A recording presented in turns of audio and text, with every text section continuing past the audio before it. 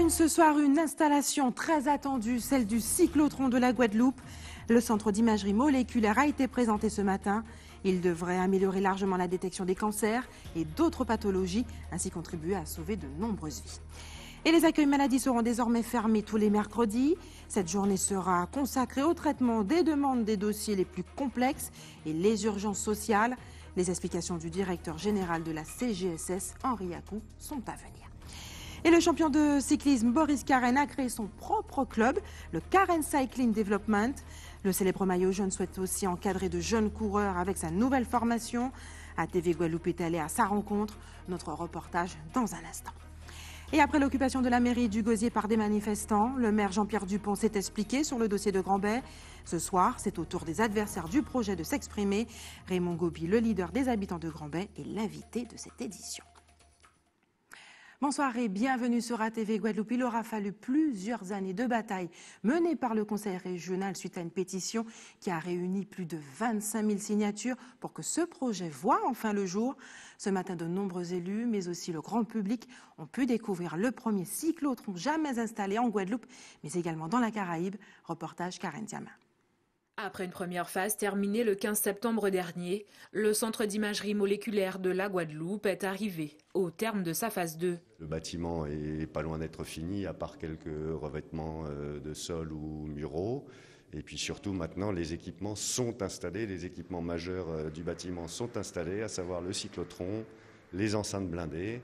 Et on va avoir ensuite le troisième équipement majeur qui est la caméra PEP qui va être installée à la fin du mois d'août ou courant septembre. C'est un chantier qui a démarré maintenant il y a 1 an.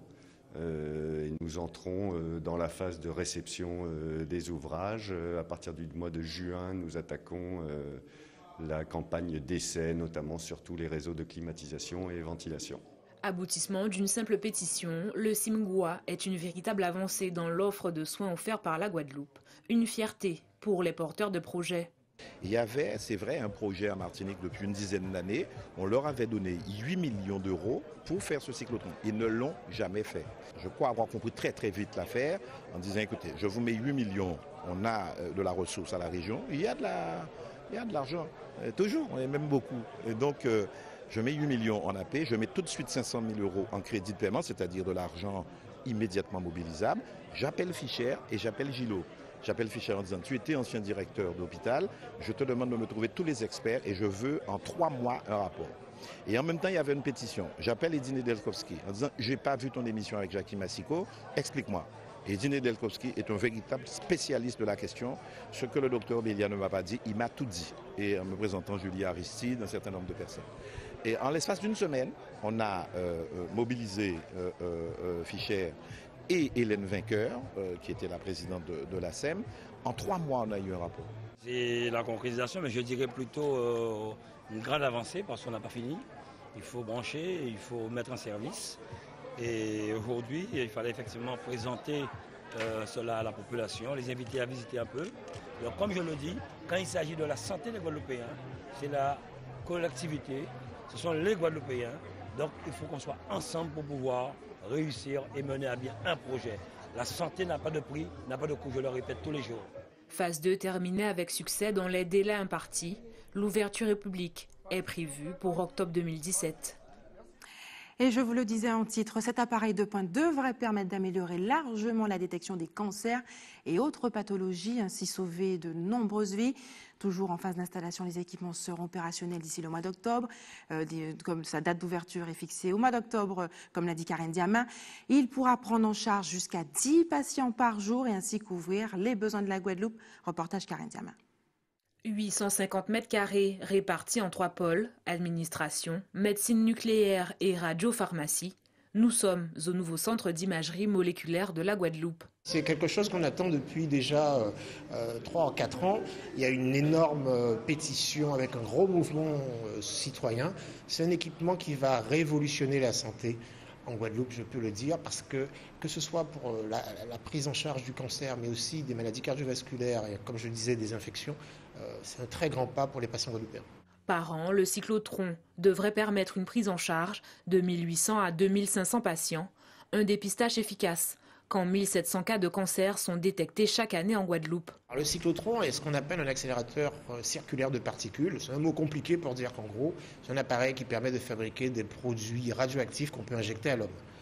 Ensuite, une fois que ces produits radioactifs sont fabriqués, ils vont être analysés dans ce qu'on appelle un laboratoire de contrôle qualité. Et si la qualité est bonne, ils seront injectés à l'homme. Une fois injectés à l'homme, le patient passera sous une caméra qu'on appelle un PET scan, TEP-scan, et ça nous permet de repérer de façon très précise certaines maladies, dont le cancer, les infections, les maladies inflammatoires, les problèmes neurologiques. Une vingtaine de personnes, dont 3 médecins nucléaires, 2 à la radiologie et 2 délégués au cyclotron, sera nécessaire pour faire fonctionner cet établissement de santé. En fait, dans cette pièce, nous sommes dans la pièce dite du laboratoire de synthèse. C'est-à-dire que le cyclotron fabrique les molécules radioactives, mais après, ces molécules, il faut les transformer en médicaments injectables à l'homme et contrôler la qualité. Tout ceci va se passer dans ces hot cells, c'est-à-dire ce sont des armoires blindées avec plusieurs centimètres d'épaisseur de plomb pour protéger les manipulateurs. Ici, on est dans la partie diagnostique du centre, c'est-à-dire que les patients auront été injectés avec les médicaments fabriqués grâce au cyclotron. Ces patients vont rester au repos dans les box pendant à peu près 1 heure. Et au bout d'1 heure, les patients vont être installés sous la caméra TEP qui va nous permettre de faire le diagnostic de la maladie, que ce soit un cancer, que ce soit une infection ou une pathologie cardiovasculaire. D'ici le mois de juillet, tous les équipements seront installés et débuteront alors les phases d'essai obligatoires. Une zone de recherche et de développement sera également ajoutée avant de recevoir les premiers patients. Et au chapitre santé toujours, les accueils de l'assurance maladie seront désormais fermés tous les mercredis. Cette journée sera exclusivement consacrée au traitement des demandes par mail et à l'accueil sous rendez-vous pour les dossiers les plus complexes. On écoute les explications du directeur général Henri Acou. Sur la sécurité de nos accueils, j'ai pris 3 décisions parce que le personnel nous a signalé qu'il y avait beaucoup d'agressivité et d'incivilité. La première décision, c'est de renforcer, surtout l'après-midi quand nous avons des accueils, organisé avec les usagers pour que le personnel soit protégé. La deuxième décision, c'est de mettre en place ce que je ne souhaitais pas faire jusqu'à aujourd'hui, parce qu'on est d'abord un organisme de protection sociale, c'est de mettre en place un système de PC centralisé vidéo sur les 27 sites de la Caisse et tous les accueils, pour qu'au premier incident, que notre service en charge de ces questions soit informé. Et la troisième décision a été aussi de faire une pause sur la gestion des accueils en fermant les accueils le mercredi, mais justement pour nous permettre de prendre le temps d'examiner les dossiers un peu sensibles, urgents, de faire des actions de formation, parce que nous avons aussi une législation qui bouge énormément et qui me demande, avec mes collaborateurs, d'assurer, j'allais dire, la formation continue du personnel sur cette semaine d'accueil qui est quand même assez lourde pour nous. Et enfin, troisième, quatrième décision, c'est de créer un vrai fichier de nos incivilités pour pouvoir les analyser et comprendre, en fait, lorsqu'il y a des incidents dans nos accueils, quel est le sujet. L'incivilité, l'agressivité, c'est un symptôme. Il faut après que les collaborateurs, les cadres puissent analyser les raisons de cette incivilité. Et après avoir donné la parole au maire du Gosier hier soir, Jean-Pierre Dupont, sur l'affaire de Grand-Bay, c'est au tour ce soir aux manifestants opposés au projet de réaménagement souhaité par la ville de s'exprimer. Raymond Gopi, bonsoir. Bonsoir. Merci d'avoir accepté notre invitation ce soir. Vous êtes le leader de l'association des habitants de Grand-Bay. Vous avez entendu l'intervention de Jean-Pierre Dupont qui a plutôt changé de position. En clair, ce qu'il dit, c'est que si les habitants de Grand-Bay souhaitent rester sur le site, ils le peuvent. Seulement, ils doivent savoir qu'il n'y aura pas d'opération de résorption de l'habitat insalubre. Est-ce que cette position vous amène à revoir aussi votre position sur ce dossier? Tout d'abord, petite rectification, je ne suis pas un leader, je suis simplement le responsable de l'association des Grands-Béziens. Il fallait le souligner, parce que nous ne sommes pas dans la politique. Enfin, leader on peut être aussi leader dans un milieu associatif. C'est un détail et une terminologie. Malheureuse dans ce cas-là. Je préfère être ce que je suis, un citoyen responsable d'association. Sans la question, on revient à la question, mais je suis heureux de vous entendre dire cela. Ça aurait été, pour nous, bien plus intéressant si M. Dupont était venu à Grand-Bay le dire. Comme ça, tout le temps qu'on a passé depuis plusieurs semaines à tenter de se voir et pour qu'à chaque fois, qu'il y ait toujours un problème, qu'on ne puisse pas discuter de la question réellement. Ouais. Mais nous avons toujours demandé à M. Dupont de nous accorder le temps d'une discussion pour faire le point là-dessus. On est d'accord avec ce qu'il dit. Donc vous acceptez de rester sur le site, même si l'opération de RHI n'est pas poursuivie? On est des citoyens français, on est sur un territoire français, le droit s'appliquera. Le droit s'appliquera. Quel droit, M. Gopi? Soyez plus clair. Le droit de l'État. Le droit de l'État, 80% du la foncier, Constitution française. 80% du foncier à Grand-Bay appartient au domaine public. Est-ce qu'il n'est pas aussi temps de régulariser cette situation? 80% du foncier appartient à l'État. Eh bien, dans ce cas, le RHI se désengage. Enfin, le maire dit que le RHI n'a plus cours. L'agence des 50 pas géométriques fait le reste. Monsieur Gopi, pour qu'on soit vraiment clair, que les téléspectateurs comprennent cette position, ça ne vous dérange pas donc, que l'opération de RHI ne soit pas renouvelée? Il n'y a pas de problème, vous restez sur le site de Grand-Bay, vous acceptez la proposition de monsieur Dupont ce soir? Lorsque M. Diefenbacher a signé les arrêtés, il a été clair pour nous que c'était une véritable avancée parce que Grand-Bay allait être un quartier, une agglomération avec un plan de modernisation voulu par l'État. Le plan a été arrêté sans que nous sachions pourquoi. Aujourd'hui, le maire dit il y a des problèmes, des difficultés. Nous ne savons rien, nous. Le maire dit aujourd'hui, je suis prêt à dire aux Grand-Baysiens, ou du moins, il a déclaré que si les Grand-Baysiens veulent rester à Grand-Bay, ils vont rester à Grand-Bay. Je dis oui, nous voulons rester à Grand-Bay. Merci, monsieur le maire. Venez le dire à Grand-Bay. S'agissant maintenant des problèmes de foncier, l'agence des 50 pas géométriques prendra la suite. C'est tout. Donc cela peut aussi impliquer l'expulsion de plusieurs personnes, de plusieurs familles. Mais il n'y aura pas d'expulsion. Parce que quand le RHI, d'après M. Dupont, aura cessé ses effets, l'agence des 50 pas géométriques, qui s'occupe de la bande du littoral, qui connaît très bien les problématiques de la zone rouge, qui n'est pas un problème spécifique à Grand-Bay, mais à l'ensemble du territoire de la Guadeloupe, et qui continue à demander aux Guadeloupéens de saisir l'agence des 50 pas géométriques pour pouvoir accéder à la propriété, elle va s'occuper de nous. L'État français n'est pas en reste. Il y a des mécanismes pour protéger les citoyens.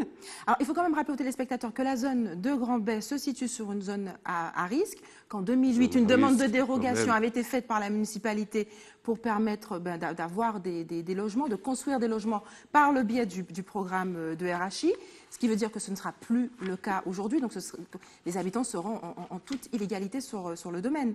Permettez que je vous lise un extrait du comité technique départemental qui s'est tenu le 15 décembre 2016. Voilà ce qu'il est dit. Écrit, à plus long terme, la municipalité ne souhaite plus autoriser la présence des logements sur Grand-Bay. Il est prévu un aménagement orienté vers des activités économiques et touristiques. Les emprises libérées, in situ, seraient aménagées en pôle nautique et balnéaire sur une bande en bordure de mer et en bordure de la route nationale. C'est clair. C'est un document officiel. Ça porte l'empreinte de la République française. Selon le plan de PPNR, nous n'avons pas le droit de construire sur cette zone, monsieur Gopi. Oui, mais monsieur Dupont dit que nous, la zone est inconstructible pour nous, mais c'est un document qui date du 22 janvier 2017, que la zone est constructible pour la base nautique. C'est ce que ça veut dire, ça. Ce n'est pas moi qui ai écrit ça. Je vous dis que ça vient du comité technique départemental. Alors, quand on juge M. Dupont, qu'est-ce que vous dites à la municipalité quand M. Dupont, par le biais des médias, dit aux Grand-Baysiens, voilà, je vous ai entendu, je vous ai compris, vous voulez rester à Grand-Bay, restez à Grand-Bay. Je dis à M. Dupont, vous êtes le maire, en plus nous sommes associés en 1901, vous êtes le président de notre association, vous avez tout loisir de venir à Grand-Bay, rien ne saurait vous en empêcher. D'ailleurs, nous sommes dans une mouvance pacifique. Et donc, la mouvance était un peu moins pacifique à la mairie du Gosier. Il y a eu des menaces. Il n'y a pas eu de menace. Vous avez quand même envahi aussi la collectivité. Non. On n'a rien fait. Nous sommes venus voir le maire. Pacifiquement. Le maire, oui, mobilisation pacifique et civile. Nous sommes venus voir le maire avec aucune intention d'occuper la mairie. Je l'ai dit aux policiers. Nous sommes venus voir le maire. Et comme le maire est parti lorsqu'il a appris que nous étions là, nous avons donc dit à sa secrétaire, à la DGS, que nous patientons jusqu'au retour du maire. Monsieur Gobi, est-ce que les habitants de Grand-Bay peuvent continuer à vivre dans ces conditions, dans ce quartier que l'on sait insalubre? Est-ce que c'est possible? Est-ce que vous l'admettez? Est-ce que vous cautionnez ça? C'est la question que je vous pose ce soir. Je ne cautionne pas l'insalubrité, madame. Mais je vous dis qu'aujourd'hui, les habitants de Grand-Bay veulent rester à Grand-Bay, et ça, ce n'est pas moi qui le dis. Est-ce que pour vous, ils peuvent rester dans ces conditions? C'est le sentiment. Je ne suis pas le pouvoir public, moi. Je vous pose une question. Je vous dis que la volonté... Vous êtes représentant de l'association des habitants de Grand-Bay. Je vous pose la question. Je ne suis pas pouvoir public. Je ne vais pas répondre en lieu et place des pouvoirs publics. Mais si, vous êtes citoyen, vous êtes représentant d'une association des habitants. Monsieur le maire vient de le combler. Il dit s'il veut rester à Grand-Bay, il restera à Grand-Bay. Moi, je vous pose la question, est-ce que les habitants de Grand-Bay, selon vous, peuvent rester? Est-ce qu'ils peuvent continuer à vivre dans ces conditions d'habitat insalubre? Est-ce que c'est possible, selon vous? Mais ce n'est pas autorisé. La République a mis en place le rachis. C'est justement pour effacer toutes les poches d'insalubrité. Partout, il existe des situations où il y a la précarité, il y a la promiscuité, il y a tout cela. Donc si aujourd'hui, finalement, la participation de la ville doit augmenter pour pouvoir financer ce plan RHI pour retrouver un habitat digne, comment on se débrouille en fait à Grand-Bay? Comment on fait pour sortir ces personnes de l'insalubrité? Comment fait-on aujourd'hui? Il y a le RHI pour cela. Et je rappelle en substance que nous payons la taxe foncière, nous payons la taxe d'habitation et nous participons à tous les efforts financiers de la ville. On n'est pas que la communauté Mandien en train de sucer la galette de la mairie. Raymond Gobi, merci d'avoir accepté de répondre à nos questions ce soir. Nous poursuivons ce journal avec une autre information qui concerne la Guyane. Le bras de fer se poursuit au centre hospitalier de Cayenne. Le personnel de l'UGTG Santé est en grève maintenant depuis 60 jours. L'association Trop Violence a porté plainte contre la ministre de la Santé et les directeurs de l'ARS du centre hospitalier. Pendant ce temps, les sénateurs de Guyane tirent la sonnette d'alarme. On regarde les précisions de Natacha Maltaverne. 60 jours que les piquets de grève sont plantés à l'entrée du char. En 2000, la grève de l'UTG Santé avait duré 58 jours. Les revendications étaient quasiment identiques à celles d'aujourd'hui. Depuis le début du mouvement, les discussions bloquent sur la question des effectifs. L'UTG réclame 200 postes. La direction est prête à en créer 36. Les grévistes sont patients et comptent aller jusqu'au bout pour obtenir satisfaction. 60 jours de grève, peut-être qu'on ira à 70 jours, s'il faut attendre les 10 jours. Alors dire qu'on n'a rien, on ne peut pas dire ça. La population arrive au fur et à mesure. Nous avons joué à la transparence, donc nous avons remis une synthèse du document de l'IGAS pour bien montrer à la population que toutes nos revendications, qui soi-disant, et d'après les termes de la présidente du conseil de surveillance, étaient des demandes d'embauche exagérées. Aujourd'hui, c'est un inspecteur général sur l'action sanitaire qui s'exprime. On aimerait avoir l'expression de ces personnes face à un tel rapport. Et nous disons tout simplement que ça suffit dans ce pays. C'est un énième rapport qui serait resté caché à la population si l'UTG Santé n'avait pas exigé qu'il soit remis aux politiques. Ça suffit, il faut crier au scandale. Le syndicat fait également valoir que le passage de l'hôpital en CHU avait été acté en 2001. 16 ans après, il n'existe toujours pas. Les grévistes attendent maintenant une réponse de l'État. Les deux sénateurs ont rencontré le directeur de cabinet et la conseillère santé de la ministre de l'Outre-mer. Antoine Karam doit s'entretenir demain avec des collaborateurs de la ministre de la Santé. Georges Patient est rentré aujourd'hui. Donc ce que nous avons demandé, c'est qu'il y ait quand même une médiation qui soit faite assez rapidement avec des collaborateurs ou des responsables du ministère de la Santé, puisque le dialogue est rompu en Guyane entre les responsables locaux de la santé et les grévistes. Donc nous avons demandé que ce soit fait dans des délais très brefs. Nous leur avons remis tous les documents que nous avions. Bon, ils semblaient quand même s'être préoccupés de la question, hein, puisque bon, ils étaient au courant, pas de tout, hein, parce que nous sommes rentrés quand même dans des détails, des détails qui n'avaient pas en leur possession, sur le manque d'hygiène, la vétusté de l'hôpital, le manque d'effectifs. L'UTG Santé organise un meeting samedi soir à partir de 20h avec Trop Violence, la Voix Courroucienne et les Iguanes de l'Ouest. Trop Violence qui a porté plainte contre la ministre de la Santé et la direction du char et de l'ARS. Et la brume de sable assombrit toujours notre ciel. L'indice atmosphérique était au plus haut niveau aujourd'hui. La journée de demain ne s'annonce pas mieux. Une situation qui concerne également l'île Sœur, la Martinique. Reportage Alizé Dutran, Guy Raphaël René. Voilà 5 jours que les pitons du Carbet sommeillent dans un épais brouillard. La brume de sable venue du Sahara amasse sur son passage la pollution et les particules fines que rejettent les industries et nos véhicules. L'Agence régionale de santé a déclenché la procédure d'alerte. Actuellement, on dépasse le seuil d'information et de recommandation qui est fixé à 50 microgrammes par mètre cube. Donc les stations de mesure enregistrent une concentration située entre 50 et 80 microgrammes par mètre cube. Le phénomène s'observe d'ordinaire entre mars et septembre, mais depuis quelques années, il est de plus en plus fréquent. Maintenant, on observe ces épisodes de janvier à décembre. Et puis la deuxième observation qu'on peut faire, c'est qu'on voit bien que ces épisodes durent de plus en plus longtemps. Donc on voit vraiment des épisodes qui peuvent durer 13 jours, au max 8-9 jours, en moyenne même 7 jours. À chaque nouvel épisode, l'Agence régionale de santé recommande aux plus fragiles, enfants, personnes âgées et asthmatiques, d'éviter les efforts physiques trop intenses, surtout en extérieur.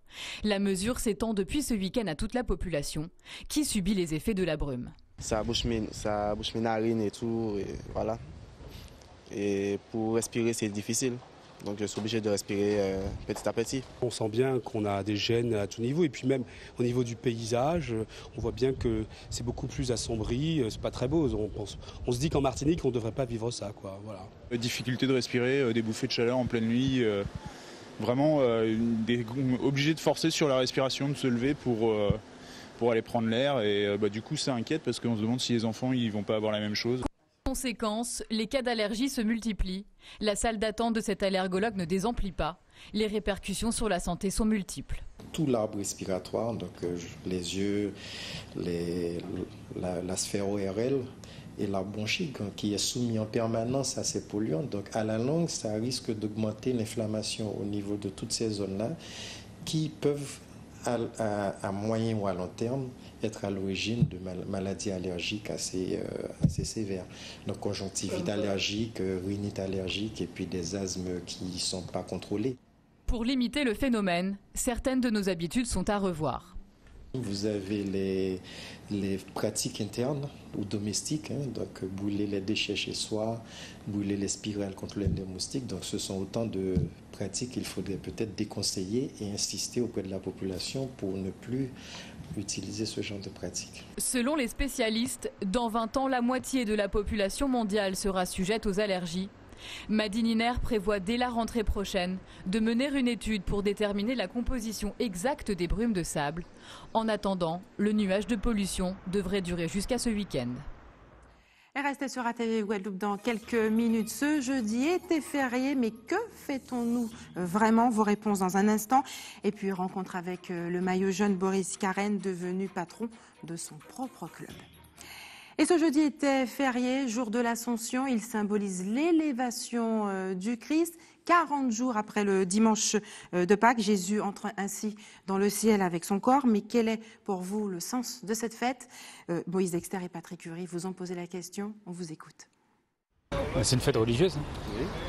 Moi, je me souviens plus exactement ce que c'est. Franchement, l'Ascension, c'est pas la montée du Christ, la montée du Christ au ciel et la découverte en fait qu'il est plus dans le tombeau, quoi. Non, voilà, c'est ça. Moi, je suis croyant, mais je suis pas très pratiquant en fait.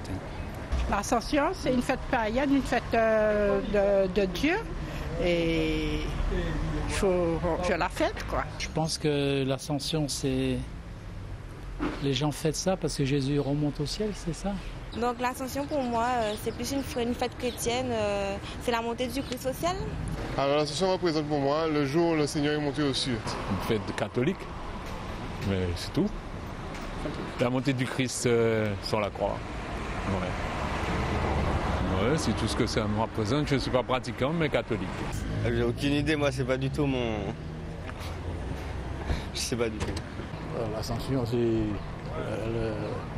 la fête du Seigneur. Jésus est monté au ciel le jour de l'Ascension. Je suis désolé, comme je suis athée. Voilà. C'est une fête religieuse. Voilà. Et puis aussi beaucoup de dépenses économiques. Voilà, c'est tout. L'Ascension, c'est pas le 7e jour où Jésus est monté au ciel, il me semble. C'est ça? Voilà. Et comme je suis croyante, donc c'est un jour important. Même si je travaille, c'est un jour important. L'Ascension, c'est la montée du Christ vers son Père. Et puis le relais interentreprise aura lieu ce samedi 27 mai, jour de commémoration de l'esclavage. Pour cette 20e édition, les organisateurs ont prévu de belles surprises. Nathalie Dinan, Moïse Dexter et Patrick Curie ont rencontré l'équipe de la ville de Pointe-à-Pitre en pleine préparation avant le jour J. L'équipe de la ville de Pointe-à-Pitre en ordre de bataille pour le traditionnel relais interentreprise. Une équipe constituée d'hommes et de femmes, jeunes et moins jeunes, bien déterminés à relever le défi. C'est la première fois avec la ville de Pointe-à-Pitre et c'est un honneur de participer avec M. Diepois, avec qui on s'est bien entraîné. Franchement, on a eu un bon entraînement avec un bon entraîneur et je pense que cette année au relais, il faut qu'on finisse dans les 5 premiers. La première place. Non, ça me fait pas peur. C'est juste un défi en plus pour moi à réaliser. Comme j'aime bien les défis, donc voilà. Je ne veux pas vous dévoiler notre stratégie quand même, mais vous allez voir et je vais donner le meilleur de moi-même, comme d'habitude. Victime de sa bonne performance de l'année dernière, l'équipe pointoise a subi une préparation intense pour se maintenir à niveau. C'est toute une stratégie, on va dire. Les jeunes ou les moins jeunes, je sais qu'ils ont subi un entraînement pauvre. Ils appréhendent bien les 3 km et je pense que le jour J, avec l'adrénaline et tout, la ferveur du public, ils pourront se surpasser. Le maire Jacques Bangou est fier de la participation et de l'engagement des Pointois en ce jour symbolique. Cette double satisfaction, c'est d'abord celle de la participation. Le principe de la participation au relais, c'est dans un jour anniversaire qui est porteur de beaucoup de symboles, c'est d'être dans la construction d'un pays, d'être dans le vivre ensemble, d'être dans la participation et d'être dans de l'activité sportive. Et je pense que tout cela, ça a de l'importance. Une équipe fin prête pour le rendez-vous de samedi. Et à tout juste 32 ans, Boris Karen vient de créer son propre club dont il sera le capitaine. Il entend bien réaliser de nombreux projets, notamment en faveur de la jeunesse guadeloupéenne. Reportage Nathalie Dinan, Moïse Dexter, Patrick Curie. Il faudra compter désormais avec la nouvelle équipe cycliste dirigée par Boris Karen, une belle équipe d'hommes et de femmes engagés dans un projet sportif, mais également éducatif et social. À court terme, c'est déjà effectivement de pouvoir se hisser sur le podium au niveau sportif. Sur le moyen terme, c'est éventuellement de pouvoir obtenir les fonds nécessaires pour faire de notre club une structure innovante tournée vers le sport et études. Et bien évidemment, sur le long terme, c'est vraiment pérenniser le club. Il est vrai qu'on est à la recherche de performance, mais il n'y a pas que cela. Donc effectivement, nous, on étend notre champ de compétences, sport, mais aussi études et formation. Il y a une notion de résultat, oui, mais ça ne va pas être la majeure. Je pense qu'aujourd'hui, il faut vraiment créer des liens sociaux, des liens entre les coureurs. La notion de plaisir doit vraiment avoir sa place. Avec un diplôme d'éducateur sportif en poche, Boris Karen concrétise son rêve, créer son propre club. Une orientation ambitieuse pour ce champion qui s'estime en fin de carrière et dont la principale motivation réside dans la transmission de son savoir. On a basé quasiment 70% de nos ressources pour des jeunes. On a vraiment misé sur l'avenir du CCD, des parents, des féminines. On a VTT, on a la route, on a la porte de Génie au Sénoage, on a Soraya Corveau. Donc vraiment, on le voit quand même. Il y a mon équipe, il y a quand même d'autres équipes aujourd'hui, cette année, qui proposent des compétitions, qui mettent en place des compétitions. Mais nous, on est là pour justement faire des propositions, mettre en place des entraînements afin de fournir justement à la Guadeloupe, compétiteurs ou compétitrices, vraiment au niveau pour les compétitions internationales. Un maillot jaune, la couleur du leader, qui affiche un message fort en direction des usagers de la route. Avec ses frères de route, ses amis de toujours, le capitaine Boris Karen souhaite que tous ses adhérents se sentent bien. Et pour 2017... Plus que jamais, je veux me préparer pour pouvoir performer sur ce Tour de la Guadeloupe. Et c'est l'heure des informations en pratique. Maintenant, l'alerte rouge est toujours maintenue en raison de la brume de sable dans notre atmosphère. Et puis la ville du Gosier vous informe que ses bureaux seront fermés exceptionnellement demain. Tous ces services, une permanence sera néanmoins assurée au niveau du pôle funéraire en cas d'inhumation. Et puis l'établissement français du sang vous donne rendez-vous demain au centre commercial de Destrel en Abemaou de 8h30 à 13h. Et enfin, si vous avez des informations à nous communiquer, n'hésitez pas à nous appeler au 60 11 2 fois. Et voilà, c'est la fin de notre édition locale et régionale, mais restez sur ATV Guadeloupe dans un instant. Eddy Planté pour Questions Directes.